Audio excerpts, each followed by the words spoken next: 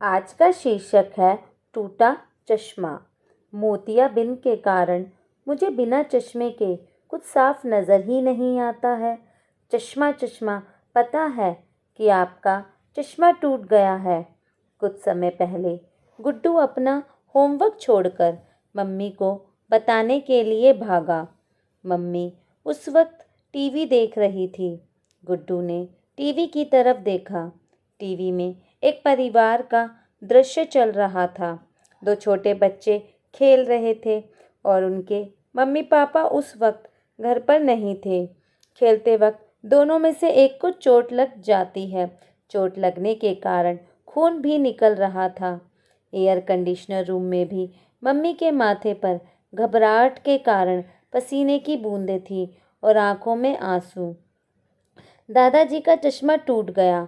इस बार गुड्डू जोर से चिल्लाता हुआ बोला, टूट गया तो कौन सी आफत आ गई, बन जाएगा नया। अभी मेरे डायलॉग मिस मत करवा। कहते हुए मम्मी वापस टीवी देखने लगी। गुड्डू घबरा गया। उसकी हिम्मत नहीं पड़ी कि वह मम्मी से चश्मे के बारे में दोबारा बात करे। वह कमरे से बाहर निकल गया, पर मम्मी इतनी जोर से बोली थी कि दादाजी तक उनकी आवाज़ पहुंच गई थी। दादाजी ने देखा कि गुड्डू मुंह लटकाए हुए उन्हीं की ओर चला आ रहा था। दादाजी कहते हुए गुड्डू ने उनका हाथ पकड़ लिया। दादाजी का गला भर गया और उनकी आंखें भर आई। गुड्डू की हथेली पर दो बूंद आंसू टपक गए। आप क्या चश्मे के लिए रो रहे हो? गुड्डू ने दुखी होते हुए पूछा। दादाजी 7 साल के गुड्डू को भला क्या समझाते, इसलिए गुड्डू के सिर पर हाथ फेरते हुए रूंधे गले से बोले, मैं भला क्यों रोऊंगा? वो तो कई बार बिना चश्मे के आंखों में पानी आ जाता है। गुड्डू ने दादाजी के उदास चेहरे की तरफ देखा तो उसने अपनी नन्ही हथेली से दादाजी के आंसू पोंछते हुए कहा, चश्मा टूटने के कारण आप रामायण भी नहीं पढ़ पाए, पर आप चिंता मत करो, मैं आपको पढ़कर सुनाऊंगा। दादाजी ने गुड्डू को सीने से भींच लिया और पल भर में ही न जाने कितने आशीर्वाद दे डाले। गुड्डू ने बिना कुछ कहे टूटा हुआ चश्मा दादाजी के सिरहाने रख दिया और रामायण उठा ली। तभी वहाँ पर मम्मी आ गई। गुड्डू के हाथ में रामायण देखते ही मम्मी गुस्से से बोली, तुम्हारा होमवर्क तो पूरा हुआ नहीं है और तुम रामायण लेकर क्यों बैठ गए हो? दादाजी का चश्मा टूट गया है ना, इसलिए उन्हें रामायण सुनाने जा रहा था। गुड्डू बोला। मम्मी ने गुस्से से आग बबूला होते हुए दादाजी की तरफ देखा और कहा, गुड्डू तो बच्चा है, पर आप तो उसे मना कर सकते हैं ना कि वह पहले अपनी पढ़ाई पर ध्यान दे और उसके बाद इधर उधर के काम करे। दादाजी सन्न रह गए। वे किसी अपराधी की तरह सिर झुकाकर बैठ गए। अपनी सफ़ेद धोती से आंखें मसलते हुए वह बोले, मुझे तो पता ही नहीं कि किसके हाथ में रामायण है। बहू, तुम्हें तो पता है ना, बिना चश्मे के मुझे कुछ साफ नज़र ही नहीं आता है। हे भगवान, चश्मा नहीं हो गया, आपकी आंखें हो गई हैं। अभी 10 मिनट भी हुए नहीं हैं, चश्मा टूटे और नाक में दम करके रख दिया है सबने। गुड्डू गुस्से में बोला, मम्मी, मैं पापा से आपकी शिकायत करूँगा कि आप हर समय दादाजी पर चिल्लाया करती हो।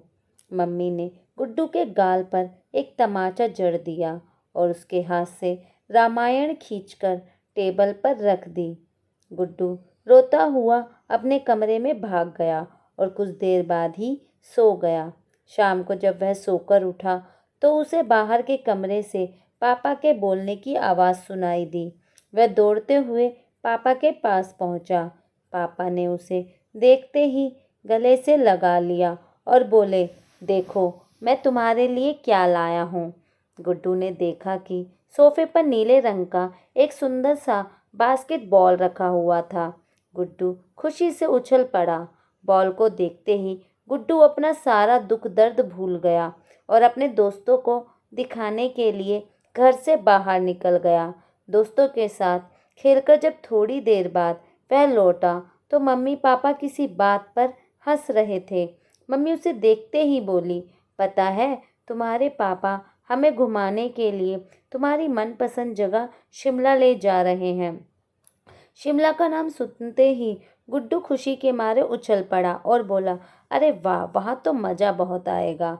हम सब एक दूसरे को बर्फ़ के गोले फेंक कर मारेंगे। मम्मी मुस्कुराते हुए बोली, अब चलो जल्दी से सब खाना खा लेते हैं, कल पैकिंग भी करनी है, हम परसों सुबह ही निकलेंगे। तभी गुड्डू को तुरंत ही दादाजी के चश्मे का ध्यान आया और वह बोला, पापा, दादाजी का चश्मा टूट गया है। अरे, तो तुम्हें मुझे दिन में ही फ़ोन करके बता देना चाहिए था, पापा ने कहा। गुड्डू ने मम्मी की ओर देखा, पर वह बिना कुछ बोले ही किचन में चली गई। पापा कुछ सोचते हुए बोले, हम शिमला से वापस लौटकर उनका चश्मा बनवा देंगे, पर दादाजी को तो बिना चश्मे के कुछ भी नहीं दिखाई देता है। गुड्डू परेशान होता हुआ बोला, तो तेरे दादाजी को कौन सी नौकरी करनी है, 4-5 दिनों की ही तो बात है। मम्मी ने चाय का कप पापा के आगे रखते हुए कहा। गुड्डू ने आश्चर्य से मम्मी की ओर देखा। उसे विश्वास ही नहीं हुआ कि टीवी सीरियल पर किसी का दुख देखकर घंटों रोने वाली मम्मी को सामने बैठे दादाजी की परेशानी नहीं दिखाई दे रही। जब मम्मी पापा खाना खाकर सो गए तो गुड्डू दादाजी के पास जाकर बोला, दादाजी, शालू आंटी तो काम करने के लिए दिन में आएंगी, पर रात में अंधेरे में आपको अकेले डर तो नहीं लगेगा?